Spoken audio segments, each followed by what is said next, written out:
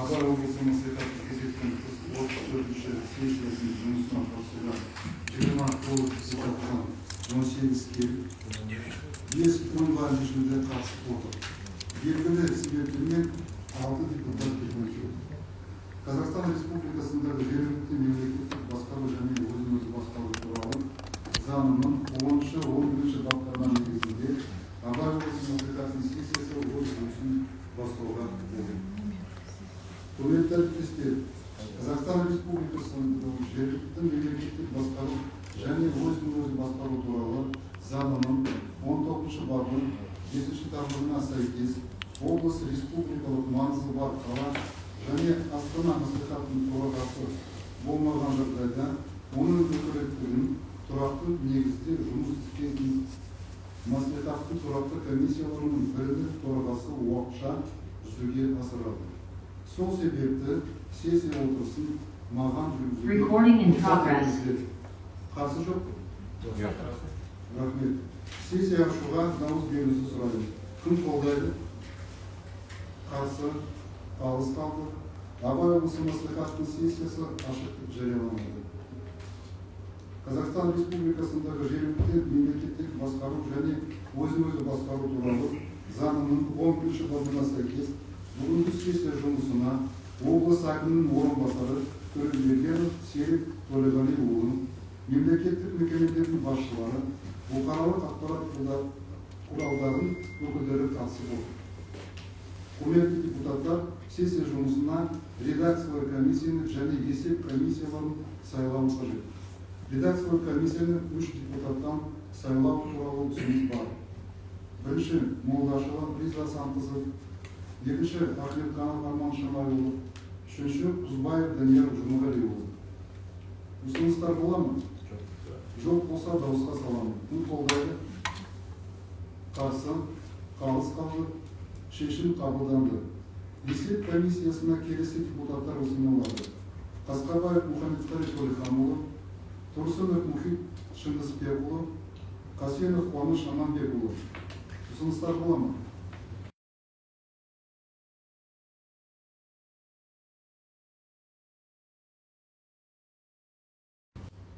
Сессияның жұмыс регламентін ұсынуға рұқсат етіңіздер. Күн тәртібіндегі мәселелерді қарау жөнінде әр сұраққа 10 минутқа беріледі. Жара сөздер сөйлейтіндерге және мәжіліс соңында анықтамалар үшін 3 минут дейін беріледі. Сессия жұмыс регламенті бойынша ұсыныстар бола ма? Жоқ болса дауысқа саламын. Кім қолдайды? Қарсы, қалыс қалды. Регламент бекітілді. Құрметті депутаттар, күн тәртібінде қарауға келесі мәселелер ұсынылды. Бірінші, Абай облысында ауыз су беру бойынша көрсетілетін қызметтердің құнын субсидиялауға жататын сумен жабдықтау жүйелерінің тізбесіне енгізілген сумен жабдықтау жүйелерінен берілген ауыз судың 1 текше метр үшін төлемақы мөлшерін бекіту туралы. Баяндамашы Абай облысының энергетика және тұрғын үй коммуналдық шаруашылық басқармасы басшысының міндетін атқарушы Дүйсенбаева Құралай Серікқазықызы.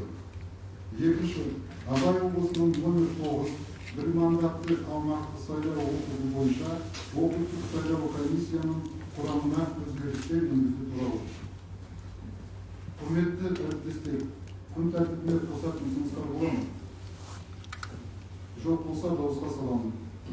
Кім қолдайды? Қарсы, қалыс қалды. Күн тәртібі бекітілді.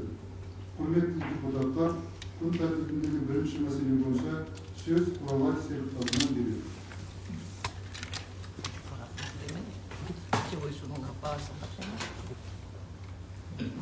Қайырлы күн, құрметті отырысқа қатысушылар.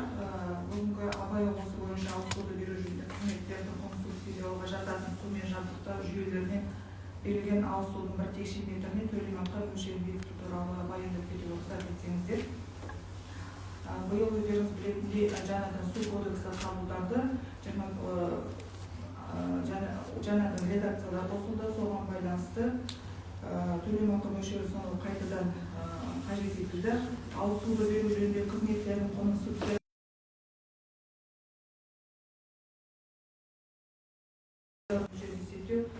әдістемесі арқылы жасалды. Әдістеме 25 жылы 22 тамызда бекітілген. Бұрынғы әдістеме бойынша әдістемеде бұрын есептеу құралы бар, есептеу құралы жоқ деп бөлінетін. Қазір ол бірегей болды, бірегей болып саналатын болды.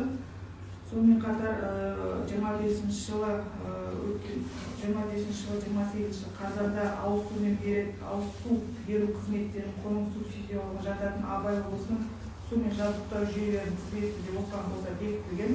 Осы тізбеге кірген жүйелер субсидиялауға мүмкіндіктері бар, яғни бұл барлық ауылдың аудандардағы ауыл мекендердің барлық субсидия алатын локальды және топтық су құбырлар субсидия алуға мүмкіндіктері бар деп есептелінеді. Ауыз су беру бойынша көрсетілген қызметтердің құнын субсидиялауға жататын сумен жабдықтау жүйелерінің тізбесіне енгізілген сумен жабдықтау жүйелерінен ауыз су беру бойынша көрсетілген қызметтер құны субсидиялау қағидаларына байланысты төленетін өздеріңіз білесіздер. Барлық ауылды мекендер локальды және топтық құбырлар субсидия ала алады. Субсидияланатын сома, яғни субсидия дегеніміз бұл жерде табиғи монополиялар саласындағы уәкілетті органның аумақтық департаменті бекіткен сумен жабдықтау қызметтеріне арналған тарифпен сумен жабдықтау жүйелеріне берілетін ауыз судың бір текше метрінің халыққа төлемақы мөлшерінің арасындағы айырмашылық. Бұны қарапайым тілмен түсіндірсек, мысалы территориалды департамент бекіткен тариф бар бізде. Абай облысына мысалы бір коммуналдық мекемені айтсақ, Белағаш топтық су құбыры Городулихада, ол жерге тарифті мысалы 747 теңге деп белгіленеді. Ал біздің және қазіргі бекітіліп отырған төлемақымыз 110 теңге. Оны жәнегі жергілікті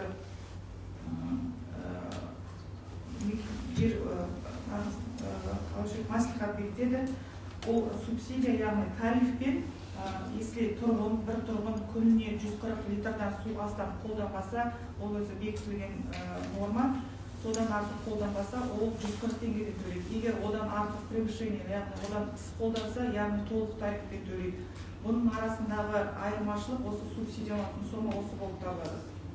Бүгінгі күнге Абай облысы бойынша маңызды топтық және жергілікті сумен жабдықтау жүйелеріне қызмет көрсететін 6 табиғи монополия объектісі субсидия алып отыр. Атап айта кетсек, Бородулиха ауданы Белағаш топтық су құбыры, Жарма ауданы Горватхоз мекемесі, Жарма ауданы Жарма су мекемесі, Аягөз ауданы Аягөз су мекемесі, Ақсуат ауданы Ақсуат коммуналдық мекемесі және Абай ауданындағы Риза коммуналдық мекемесі субсидия алып отыр. Осылайша жалпы барлық санаттарды жүргізе келе методика бойынша белгіленген субсидия жалпы республикалық орта тарифтен және облыстағы сумен қамтудың орта тарифінің шегінде болу керек. Республика бойынша ол 92 теңгені құрады, орташа тариф сумен қамту бойынша, ал облысымыз бойынша 211 теңгені құрап отыр. Соның арасындағы осы есептемелерге сәйкес 110 теңгеге бекітілу ұсынылып отыр.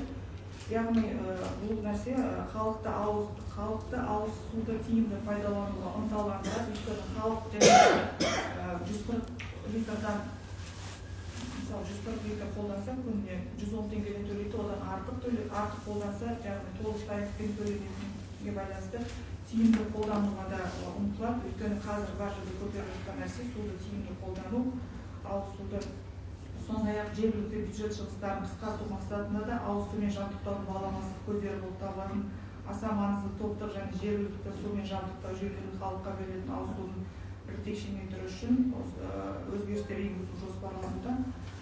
Соны 110 теңгеде бекітуге ұсынылып отыр. Сіздерге баяндама бітті. Рахмет. Рахмет. Сақырова. Счетчикпен есептеймін, қандай есеп? 110 теңге, 140 теңге бұрын болды ғой, 140 болады. 140 литр суды соны пайдаланса 110 теңге, сонда 140 литрді қалай есеп? 140 литр ол есептеу құралы болса, ай сайын есептеу құралында көрсеткіштерге байланысты. 140 теңге ма, 140 литр ма? 140 литр. Сол 110 теңгеден болады. Одан асып кеткен судың оның 747 теңге. Теңгебайға. Кісі басына ғой сонда бұл? Кісі кісі басына бұл енді. Жоқ, 140 литр мысалы. Иә, кісі басына жоқ. Например, менің үйімде 2 адам болса, мен могу Ол 280 литр. Балаға да барлығына бірдей. Адам басына қойса. Адам басына. Айына ма, жылына ма? Айына ма екен? Күніне. 140 литрдан көп артық болса, бағасы өседі. 140-тан асса қанша төлейді? Сол тарифпен төлейді. 700. Мысалы әртүрлі 740 дегеніңіз сол. мысалы Бородулиха тоқтық құбырында 740 Ақсуат ауданында 360 теңге құрайды. Айгөз ауданында 340 теңге тұрады. Семейде ше? Семейде бізде Семей қаласын өзі субсидия алмайды қала, ал Жаңа Семей ауданында өткен ауылда әлі субсидияға ұсынған жоқ құжат. Жоқ, біз субсидия алғаннан кейін қаншаны төлейміз сонда? 60 енді есептемесе 67 теңге. Бұл сонда мына айтып тұрғаныңыз бүкіл облыс бойынша ма, әлде бір Әрбір ауданда жеке-жеке. сонда 140 дегеніміз. Бүкіл облыс бойынша емес. Средний болып тұр ғой сонда, иә? Орташаға салынып. Жоқ, бұл 140-ты министрліктен есептеліп түскен методикада бекітілген норма. Осы. Вот Бородулиха ауданында су жоқ. Ол осы МУ-мен Бегайский водопроводпен ғана малға да бәрінен соны судың алады. Сонда мал жағдайы қалай болады? Негізінен Бородулиха ауданында вообще су жоқ. МУ дейді, Бегайский водоканал. Бородулихада соны айтасыз, ана бір Новопокровкада бір әйел 40 теплица ұстап отырған, питьевой сумен суарып отыр. Вот солар қалай болады? Бұл бойынша да сұрақтар көтерілген, өйткені осы субсидия бізге құжат алып өткізген бұл кісілер біз барып тексеруге міндеттіміз. Мысалы, егін шаруашылығымен теплица ұстайтындар бұл жерде ауыз судан қолданып, басқа су көзін қолдану керек. Оның барлығы бізге алған құжаттар өткізеді, мынандай нысандарға субсидия алуға сол нысандарды тексеріп, ол қандайсы, ол тек қана тұрғын үйлерге халыққа ғана арналған. Жоқ, олар технический су алуға бақшаға. Оған не ала алмайды, субсидияда, кредитті жала алмайды. Ал техникалық судың оның бағасы бөлек қой? Жоқ, бұл жерде техникалық су бізде тек қана ауыз суға байланысты нәрсе. Счетчик жоқ. Жолмен айтып отырмын. Мал ұстауға технический су оларда вообще жоқ. Мүмкін жоқ. Счетчик жоқ оларда. Жоқ, оларда былай ғой. Солар қалай ұстайды мал? Біреу 500 ұстайды, біреу 100 ұстайды. Оны енді ауыз судан басқа ол жерден хозяйстволардың өздері ұңғыма бұрып, бөлек сорғы қойып, мал суаруға, егін суаруға мүмкіндіктер бар, бұл ауыз суды қолданбай. Ол жерде судың қоры жеткілікті. Ол басқа бірде емес, питьевайға да, то же самое. Жоқ, малға біз пастбищеда неге колодцада су. Бөлек жақты су бар. Берікші вообще су жоқ, Бородулихада. Ол былай ғой, қазір бар ғой, ауыз су. Ауыз судың бізге тапшылығы, суды үнемдеу туралы қазір жиі көтеріліп жатыр. Түбінде вообще су деген нәрсе бізден өткенде мен бір сессияда көтергім, кешіріңіздер. Негізі біздің Новопокровкадағы үлкен экспедицияға гидрогеологический. Вообще бізде қанша су сақталғаны туралы бір прогноз жасау керек. Біз білмейміз. Прогноз жасалған суды өте төмендеп барады, секе білесіз? Иә, судың азайып бара жатқан ауыз судың барлықтарыңызда білесіздер, бұл вообще өте қауіпті нәрсе. Су мен ауа деген нәрсені білесіздер ғой, тіршіліктің өзі. Жаңа алғашқалар отырмын ғой кешіріңіздер. Сонан кейін, енді түптің-түбінде бұл нәрсені біздің вообще серьезно ойлануымыз керек. Түптің-түбінде суымыз азайып, суды қоры бітіп қалуы мүмкін деген нәрсе. Сондықтан да жаңағы айтып отырғанымыз әрине, бақшаларын суғарған, малын суғарған ол да бізге керек нәрсе. Дегенмен оларға негізінде қандай да бір жеңілдік мүмкіндік жасап, жаңағы, например, Новопокровкадағы 40 теплица ұстап отырған әйел Өскемен, Павлодар, Семей барлығын көкөніспен қамтамасыз етіп отыр. Оған техникалық су ала алмай отыр. Мен оны депутатский запрос жолдаған өткен жол сөйлетіп дұрыс жауап келген жоқ. Енді қазір питьевой сумен суғарады, ол не істейді олай? Тағы бар сұрақ, рұқсат болса. Сіз жаңа айттыңыз, Жаңа Семей ауданы құжат тапсырған жоқ деп. Оларға не? Су керек жоқ па сонда, субсидия керек жоқ па? Или әкім ай қарап отыр ма екен? Соған жауап берсеңіз.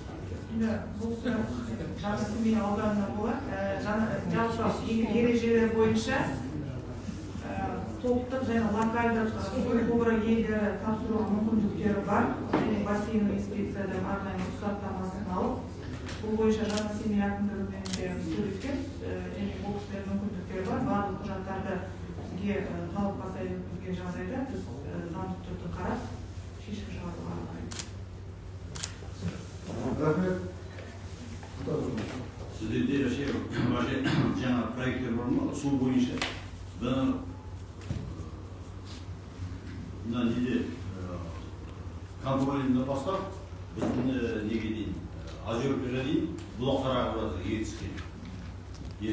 Кезінде, где-то 5 жыл бұрын, 6 жыл бұрын, сонда біз қарағанда, Новокоровкада, Волокоровкада қойылды. Ялый компания бар. Оларда проект бар. Осы судың бәрін жинап, неге 10 поселок сол жаққа су беруге. Олар проекті, конечно, уже ескірді, но тем не менее, кезінде оның бәрін санағанда, это выгодно, потому что уже понимали, что мына судың деңгейі түседі. Но сол судың бәрін еске алып, соның бәрін жинап, сол жаққа апарып, кезінде проект сондай проект болған.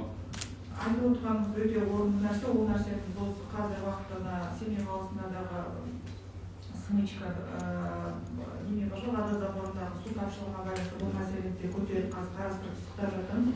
Яғни Восточный, Красный Гордон кентінің больница БСМ жаққа айналып өткенде негізі су қоры бар, сол жерден суларды жинап, дренажный коллектор жасап, барлығын бір жерге резервуарға жинап,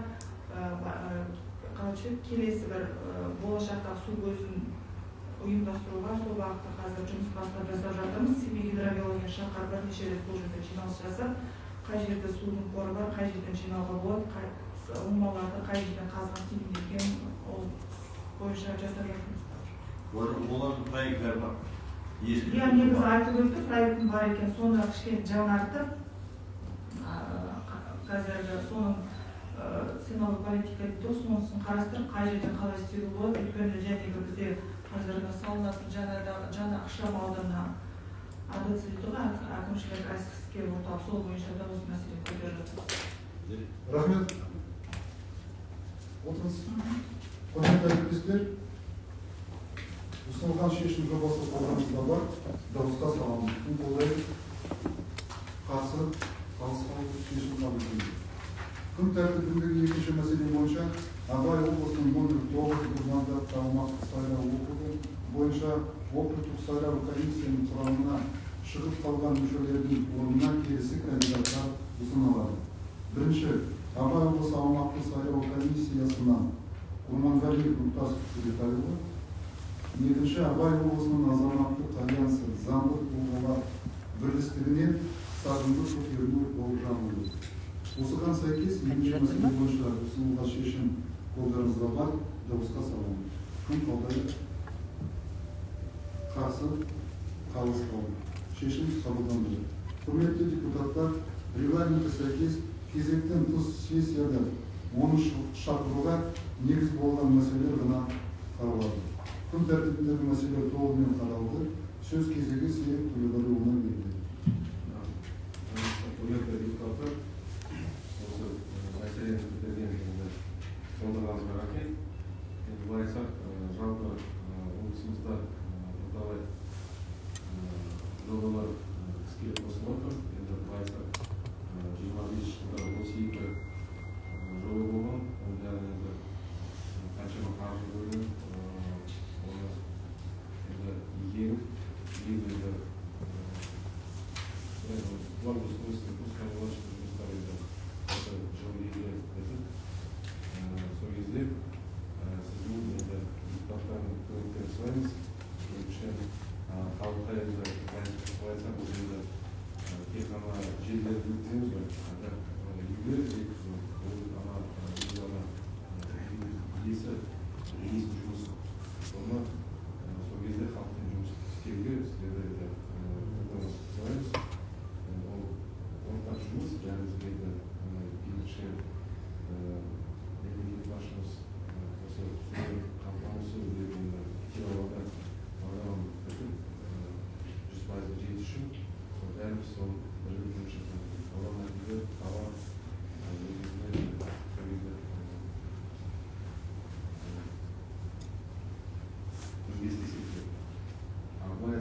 субсидиялау енді үкіметтен берілген кішкене жеңілдеп халыққа да жаңа айтсыз Жанасемей оны да жұмыс жасаймыз. Жанасемейде шығар осы сізге сол кезде оларға субсидия жасайды. Басқа жылдың басында бірінші сессияда тек қана өздеріне сәттілік тілеймін. Осы жағдайда айтсақ біз абай облысымызда үлкен жобалар енгізіледі. Өздеріңіз білесіздер, жаңа смарт сити жаңа район, жаңа районда қаншама желілер тартамыз, котельный саламыз, басқа да жұмыстар жеткіземіз. Ғимараттан салу басталды. Облыс әкімінің қаншама Астанаға қаншама объекттер жыл басында тағы да төрт объект келісіп әкеліп бәріміздің бірігіп жұмыс жасап соны оламыз керек. Биыл оны жастыру облысымызда өздеріңізге сәттілік тілеймін. Сұрақ қойға болады сізге? ТЭЦ-тің құрылысы қашан басталады? ТЭЦ үшінші ТЭЦ бойынша өздеріңіз білесіздер, сол жағалауда болған. Енді қазір шешім шығар, осы жағалауда ауысып отырмыз, Айдабек деген жер. Енді бұл айтсақ, екіншіден бізде дефицит дейміз ғой, дефицит оң жағалауда. Сол жағалауда дефицит жоқ. Сонымен олай да саналды. Сонда сол жағалауда салу үшін екі көпір салу керек жатқан. Соны желілері тартқанда, желілері сол жағалаудан тартқанда 48 километр болып магистральный 1000 диаметрмен желілер. Оң жағалауда ол салып сонда 25% экономия, екі көпірге экономия, басқа да бәрі салғанда тек қана инфрақұрылымға 100 миллиард теңгеден экономия болды. Одан біз облыс әкімі бәрін расчеттан беріп, облыс әкімі қолдап, енді республикада бәрін айтып,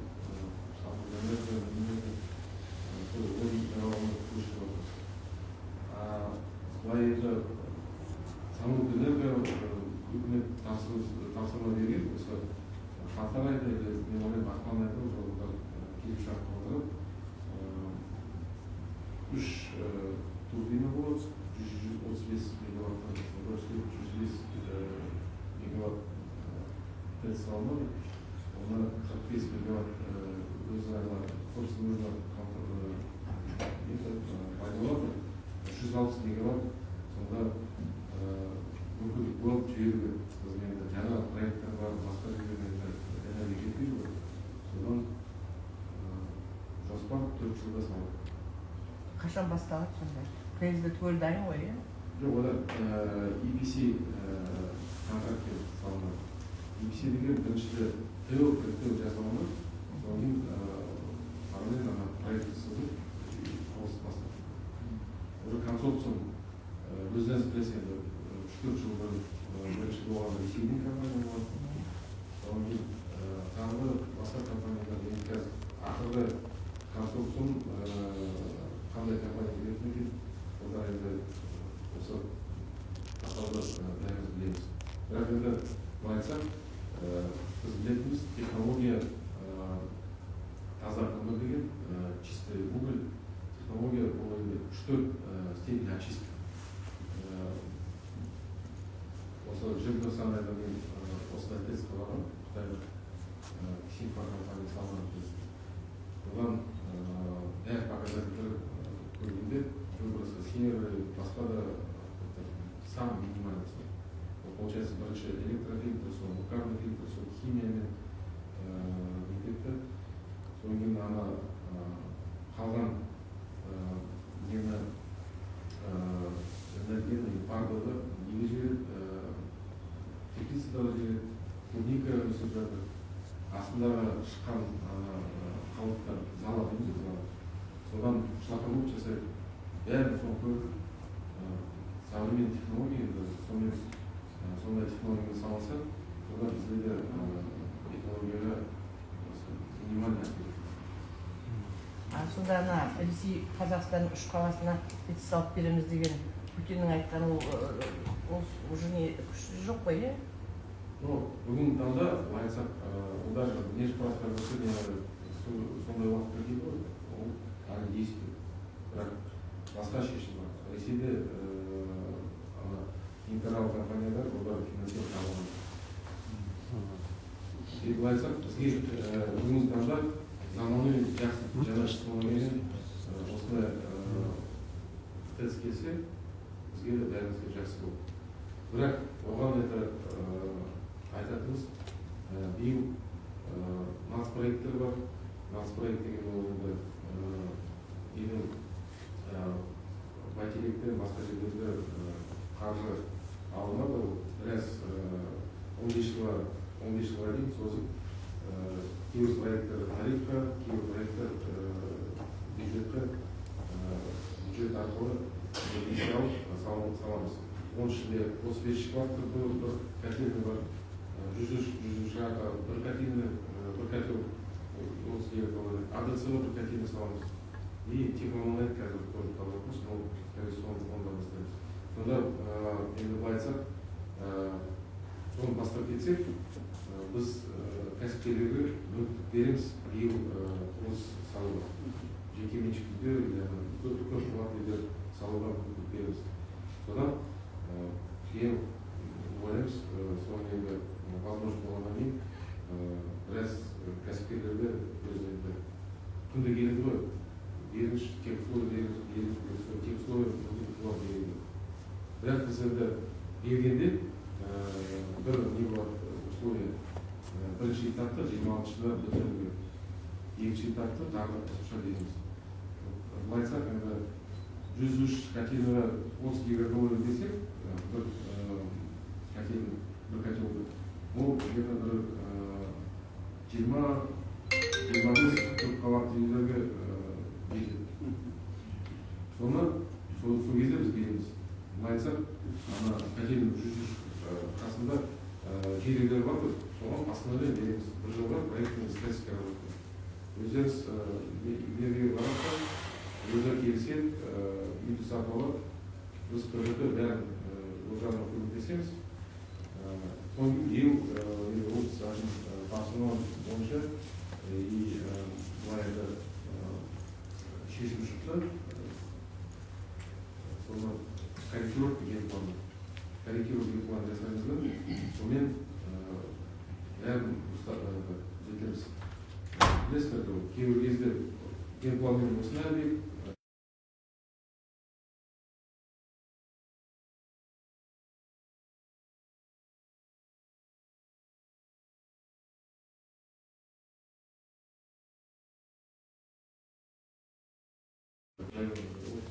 алдыңге басқа да компания салайын десе, өздері ПДП жасайды да, біз генплан соған келтіріп, рұқсат береміз үй салуға. Оған қосымша котел қосасыздар ма қазіргі? Қалай ол 6 миллион, например, үй салып жатыр. Биыл жылдың аяғына дейін беріледі дейді, осы жылдың аяғына. Оны қалайсыздар? Аймауытова кәсіп. Аймауытова ерна бұрын менің Атабекенің жанындағы. Соны айтып отқан, тепломонайт деген ол как раз ЖД вокзалының қасында. Соны қазір окончательно бізге бағасын береді, компания береді. Сонымен сол кезде уже... Аймауытова емес қой, Байсейітова, кажется. Басқа объекттер, основной объекттер орталықта. Ал онан кейін кешірім сөзін орталықта 3 котельный бар. Центр, Габасова и 100 шаг. Содан қазір енді былай айтсақ, перемычка өз көріңіз ғой, мына жерде жарқырды, Неваға дейін тек қана біраз бауыр, 300-400 метр. Соны қосамыздар, сонда 3 котельный перемычкамен бір-біріміз осылай перегрузка жасауға болады. Сонда біз бір жерде бір котельный 30 гигакалорий салсақ, басқа жерден де рұқсат бере аламыз. 3 котельный. Біреу келеді, Габасоваға берді 1 гигакалорий. Ол ар жақтан Габасовадан 1 гигакалорий объекттер сол жақтан көшіреміз де 103-ке. Мына жақта бере аламыз. Ал енді мына ескі Завет институтты биыл жоспарлаймыз, ол жерде үлкен комплекс салынғалы жатыр, өздеріңіз білесіздер. А оларға қайдан білесіздер теплоны? 103'tің? А 103'тің возможности бар ма оған? Соны айттым ғой. Ол сізге ғой бір котел салған. Тағы да одан да жоспар бар. Недокотельмен, котельмен реконструкция жасап, сонымен қамтамасыз ету. Біз енді любой жақтан береміз ғой. Одан отын эксплуатация объекті 23 жыл. И одан ештеңе біздің тек қана құрылыстар жүр. Рахмет, Серік Төлеубек. Рахмет. Құрметті депутаттар, сессия жабық түрде жарияланады. Басқаларға рахмет. Қайда отырсыз? Recording stopped.